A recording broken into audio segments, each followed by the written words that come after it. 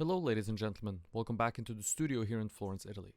This is going to be a pretty basic mold making tutorial series for portraits that will be rather universal in application, hopefully. The series will be a 2 or 3 part series, and we are going to be making a silicone and plaster mold for casting anything from plasters and resins to wax for bronze in.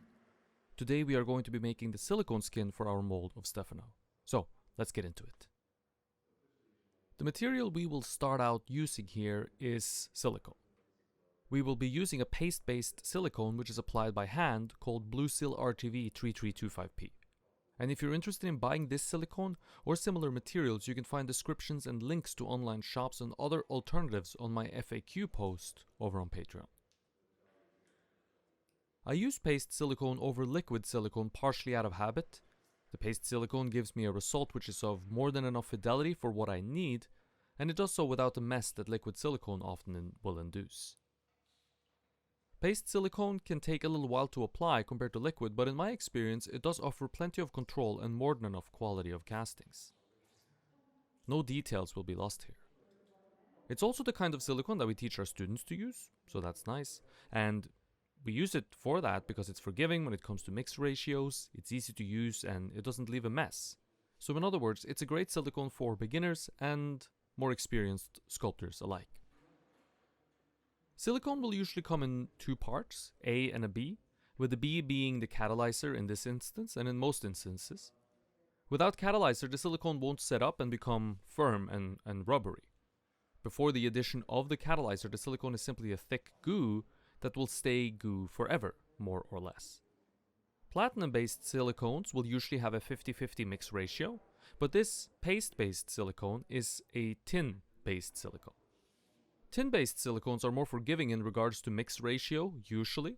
They set up against a wider variety of materials, and they are not so prone to interacting with other materials and cause issues. Platinum-based silicones are considered of a higher quality in general. They do last a bit longer, but they are harder to use and more expensive. 3325P, which we are using here, is a tin-based silicone, which means, for example, that we don't need to ever worry about it setting up against pretty much any material that we might choose to make a mold of. The mix ratio for this kind of silicone, I actually don't know the percentage of, and I don't think it's necessary to use the math here either. That's how forgiving the silicone is. So usually, I will simply mix and base my result on the color of the silicone. If the color is even, which means that the silicone is mixed well, and you can see a slightly yellow-green compared to the regular gray that's in the bucket before you mix it, your silicone is going to set up. For a 5 kilo bucket of silicone, you will receive 5 tubes of catalyst. This means that if you wanted to measure it out, you could measure out 1 kilo or half a kilo of silicone, and then add a whole tube or half a tube of catalyzer. This method, while not super scientific, is going to be more than enough and yield the result that you are after. The set time for this kind of silicone is somewhere in the neighborhood of a few hours before we can apply another layer over the top of it. I would suggest letting it set up for at least 24 hours before the molding. I will usually mix by eye. I'll make very sure the silicone is mixed evenly and properly, and I'll compare the color of my mixed silicone to the gray silicone in the bucket. If the difference in color is substantial enough and I can see it, then I've mixed well enough and the silicone will set up and become a usable rubber skin.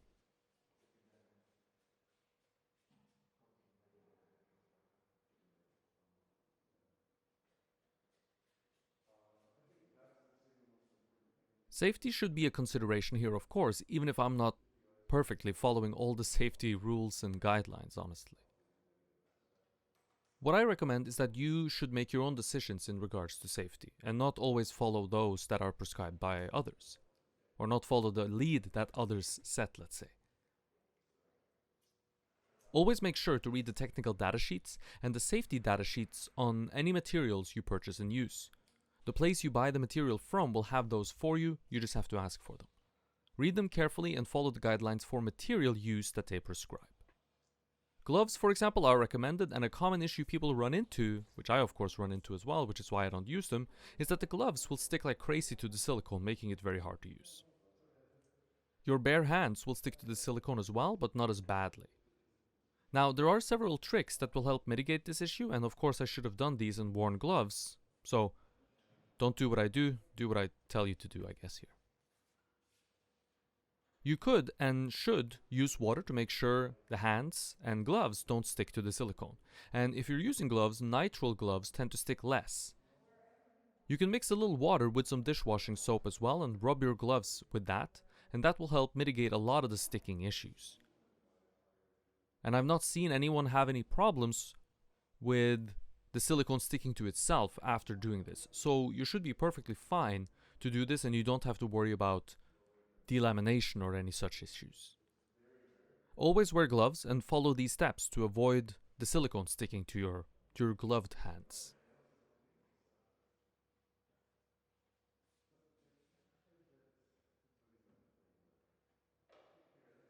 Some people will have issues with the silicone smell and sort of have an allergic reaction to it. Personally, I don't notice anything and I'm not bothered by it. Perhaps some people are more sensitive to the smell or the off-gassing, though I'm not entirely sure what kind of off-gassing we're talking about here, or if there is any. Either way, I would always suggest working in a well-ventilated area with open windows and perhaps a fan blowing the air in your studio out a window or out of your garage door. You can also wear a mask if you feel the need to, and take intermittent breaks to consume fresh air from time to time.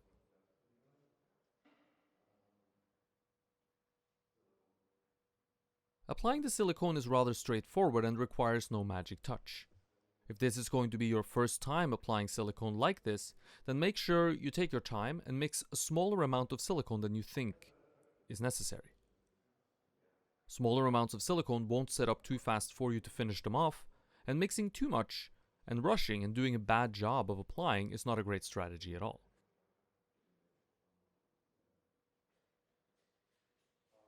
I prefer to apply from the bottom and heading up, since the water I use to make sure the silicone doesn't stick to my hands will make the clay soft and mushy again, which means that we're gonna have some problems making marks in it and such.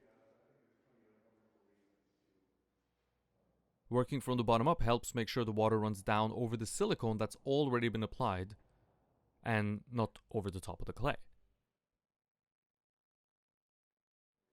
I try to apply using only one finger usually, and I apply a small ball or strip of silicone to begin with.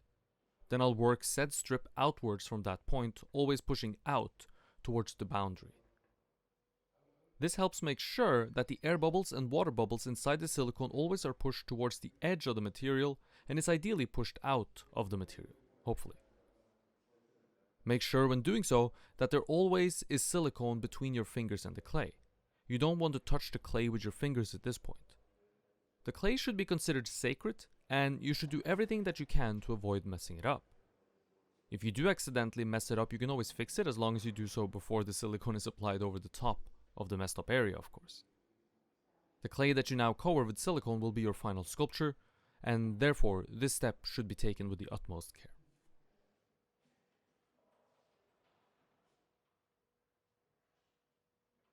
The thickness of the first layer is perhaps one of the more crucial aspects of this, and there's a wide range of answers depending on who you ask about this and what they prefer to do.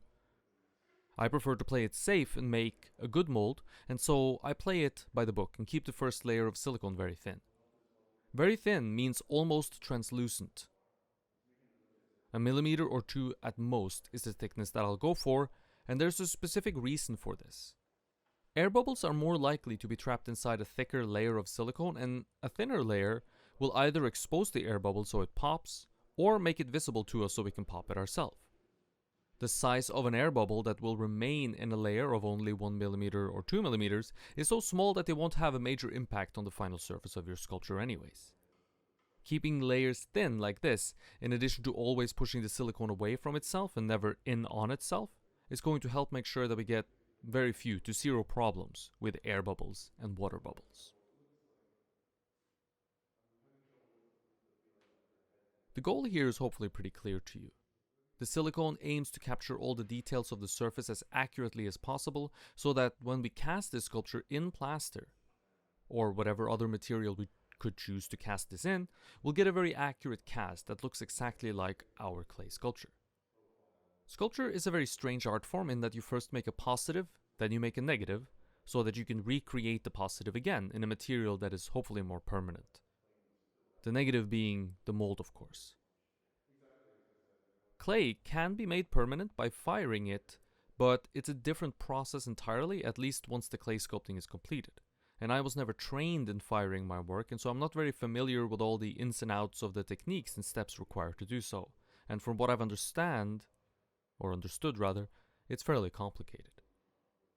I was trained to make sculpture with the thought that the final piece would be in bronze or cast in plaster.